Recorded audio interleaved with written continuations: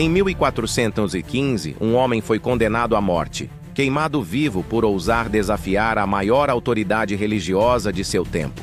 Mesmo diante das chamas, ele não voltou atrás em suas convicções e, segundo a tradição, proferiu uma profecia impressionante sobre alguém que viria depois dele e mudaria para sempre a história do cristianismo. Esse homem era Jan Hus, e seu sacrifício se tornaria a semente de um movimento que abalaria a Europa. Olá e bem-vindo ao nosso canal. No vídeo de hoje, vamos mergulhar na vida, nas ideias e no legado de Jan Hus, o teólogo tcheco que, um século antes de Lutero, se levantou contra os abusos e a corrupção da Igreja. Vamos entender como suas ideias prepararam o terreno para a Reforma Protestante e por que sua morte se tornou um símbolo eterno na luta por um cristianismo mais autêntico e fiel aos ensinamentos de Cristo.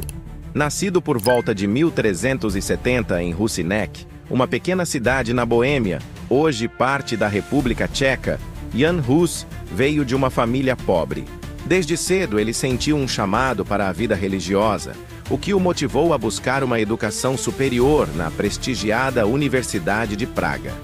Ele era um estudante brilhante, conquistando títulos de bacharel em artes, bacharel em teologia e, finalmente, mestre em artes em 1396.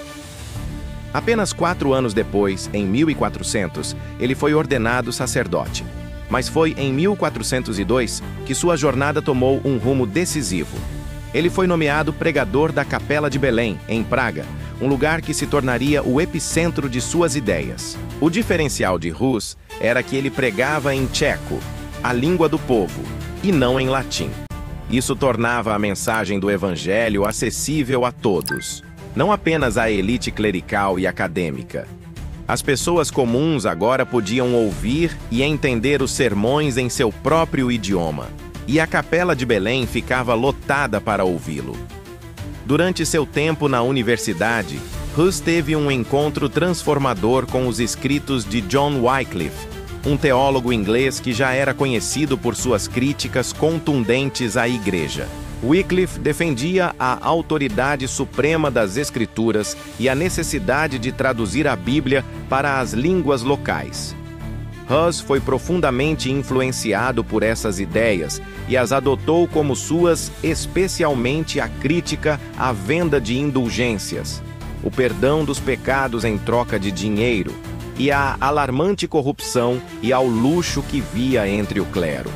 As pregações de Hus eram diretas e corajosas. Ele denunciava abertamente a simonia, que era a venda de cargos eclesiásticos, e o estilo de vida opulento de bispos e cardeais, que contrastava radicalmente com a simplicidade ensinada por Cristo. Naturalmente, isso começou a incomodar muita gente poderosa. A tensão aumentou em 1403, quando a Universidade de Praga, sob pressão, proibiu a discussão de 45 teses baseadas nos escritos de Wycliffe, que foram consideradas heréticas. Mas Hus não se calou. Ele continuou a pregar e a escrever, defendendo suas convicções. A situação se tornou insustentável e, em 1411, ele foi oficialmente excomungado pela Igreja.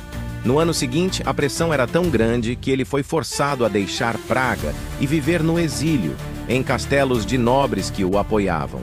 Mesmo longe da capital, ele não parou de escrever, produzindo algumas de suas obras mais importantes. Em 1414, uma grande oportunidade parecia surgir. O Sacro Imperador Romano, Sigismundo, convocou o Concílio de Constança para resolver uma grave crise na Igreja. O grande cisma do Ocidente, onde havia 3 papas rivais disputando o poder. Hus foi convidado a comparecer ao concílio para apresentar suas ideias e se defender das acusações de heresia. O imperador lhe garantiu um salvo-conduto, uma promessa de passagem segura para ir e voltar. Confiando nessa promessa, Hus viajou para Constança. No entanto, a promessa foi quebrada. Logo ao chegar, ele foi preso e jogado em um calabouço úmido e escuro. Seu julgamento foi uma farsa. Exigiram que ele se retratasse de suas ideias, que renunciasse a tudo o que havia pregado e escrito. Hus respondeu com uma firmeza impressionante. Ele disse que se retrataria com prazer, mas com uma condição: que lhe mostrassem, usando as Escrituras, onde ele estava errado. Ele se recusou a negar o que acreditava ser a verdade bíblica, a menos que fosse convencido pela própria palavra de Deus. A igreja não estava interessada em um debate teológico. Eles queriam uma submissão incondicional. Como Hus se recusou a ceder, o veredito foi selado. Em 6 de julho de 1415, Jan Hus foi levado para fora da cidade, amarrado a uma estaca e queimado vivo. Suas cinzas foram jogadas no rio Reno, para que nada restasse dele, para que sua memória fosse apagada. Mas foi nesse momento trágico que, segundo a lenda, ele disse suas palavras mais famosas. A palavra Hus, em tcheco, significa ganso. E ali, diante da morte, ele teria dito: "Hoje vocês assam um ganso, mas daqui a 100 anos ouvirão um cisne cantar. A ele vocês terão que escutar." Muitos veem essa profecia como uma referência a Martinho Lutero, que cerca de 102 anos depois pregou suas 95 teses, dando início à Reforma Protestante. O cisne finalmente havia chegado. Longe de apagar sua memória, a morte de Hus incendiou o coração de seus seguidores na Boêmia, que ficaram conhecidos como hussitas. A execução de seu líder foi vista como uma traição e um ato de martírio. Eles se revoltaram e, em um feito militar incrível, os exércitos hussitas derrotaram 5 cruzadas consecutivas enviadas pelo Papa entre 1420 e 1431, defendendo sua fé e sua terra. Mas qual era exatamente a teologia de Hus? Ele era apenas um imitador de Wycliffe? Não exatamente. Embora tenha sido muito influenciado, Hus tinha suas próprias nuances.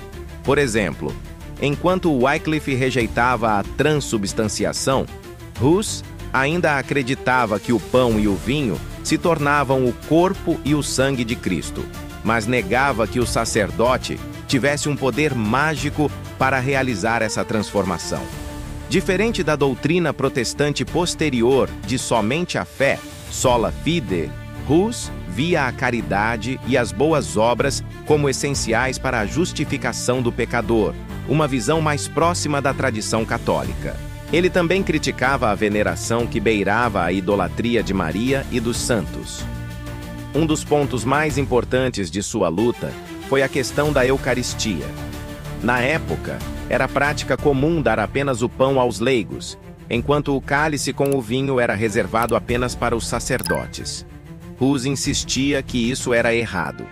Ele defendia a comunhão sob as duas espécies, ou seja, que todos os fiéis, clérigos e leigos deveriam receber tanto o pão quanto o vinho, como na última ceia original. Essa prática se tornou tão central para seus seguidores que o cálice se tornou o principal símbolo do movimento hussita. Além disso, Hus antecipou um conceito-chave da Reforma ao definir a verdadeira igreja. Para ele, a igreja não era a instituição visível, com seus papas e bispos, que poderia estar cheia de corrupção. A verdadeira igreja era o corpo invisível de todos os eleitos de Deus, espalhados por todo o mundo. Com isso, ele questionava a autoridade absoluta e a infalibilidade do Papa e da igreja institucional.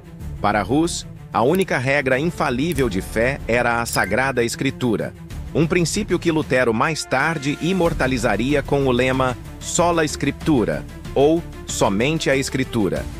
O que John Wycliffe começou na Inglaterra, Jan Hus continuou na Boêmia, e Martinho Lutero consolidou na Alemanha. Hus foi a ponte crucial entre o primeiro reformador e o grande reformador. Ele não foi apenas um mártir corajoso, mas um pensador pioneiro que preparou o caminho, desafiando a autoridade da igreja e clamando por um retorno radical aos ensinamentos simples e poderosos da Bíblia. O legado de Jan Hus é imenso.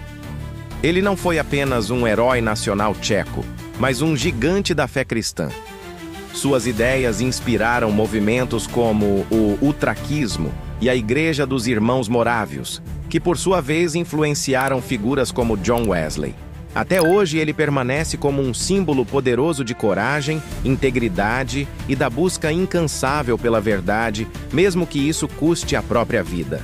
E aí, gostou de conhecer a história do ganso que anunciou a chegada do cisne? Se você aprendeu algo novo com este vídeo, não se esqueça de deixar o seu like e de se inscrever no nosso canal para não perder os próximos conteúdos. Ative também o sininho para receber as notificações. Muito obrigado por assistir e até a próxima! Nossa, que vídeo excelente! Adorei a dica, podem assistir que vale muito a pena, viu?